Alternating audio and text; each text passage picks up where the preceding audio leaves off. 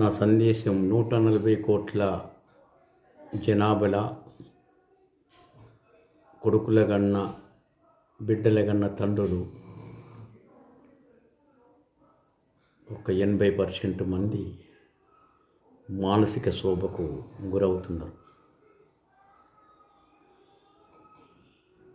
బిడ్డల వల్లనే కానీ కొడుకుల వల్లనే కానీ. కొడుకులు ఏంది, ఆస్తి సంపాదించలేదు, మాకు అది ఇవ్వలేదు, మాకు ఇది ఇవ్వలేదు, రోజు టార్చర్ చేస్తాను. బిడ్డలేమో నాకు మంచి సంబంధం చేయలేదు, నాకు ఇది చదివిపోయలేదు, నాకు ఇష్టమైంది ఇది అని బిడ్డలు. కాబట్టి ఇప్పుడున్న నా అనుభవంలో నా 60 సంవత్సరాల పిల్లలు కనుపకపోవడమే తల్లిదండ్రులకు అదృష్టం. ఎందుకంటే 80% మంది మనోవేదనకు గురవుతారు. అసలు స్థిరస్థాయిగా కష్టపడి వాళ్ళని పెంచి పోషించి ఎంతో స్థిరస్థాయి చేసి వాళ్ళు ఒక ఉన్నత శిఖరానికి ఎక్కించినాక మళ్ళీ ఈ బాధ వాళ్ళు ఏం తట్టుకుంటారు?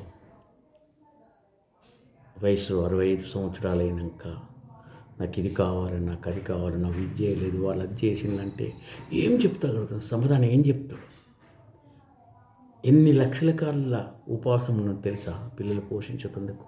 సామాన్య కుటుంబ పిల్లలు ఏదో ఉన్నోడు వీడిని చూసి వీడు వీగుతూ అంటాడు.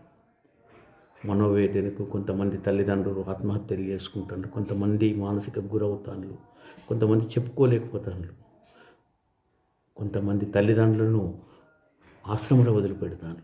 కానీ నా ఉద్దేశంలో పిల్లలు కనగకపోవడమే ఉత్తమైన కళ. సంపాదించిన అనాథాశ్రమకి ఇచ్చాయి. చాలామంది ఉన్నారు, కానీ బాధపడేదానికన్నా కనుక్కుంటా మంచిగా ఉండడం మంచిది. నా అనుభవం చెప్తున్నా. తప్పుంటే క్షమించండి. ప్రతి తల్లిదండ్రులు రేపు కనబోయే పిల్లలకు కూడా కంటే ఒక పిల్లగాన్ని కనండి, ఇవన్నీ మంచిగా పెంచుకోండి.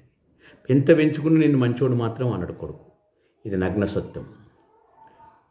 ఎందుకంటే నేను ఒక 1000 మందిని సర్వే చేసిన 1000 మందిలో 90 మంది మానసికకు గురవుతున్నారు ఏదో విధంగా.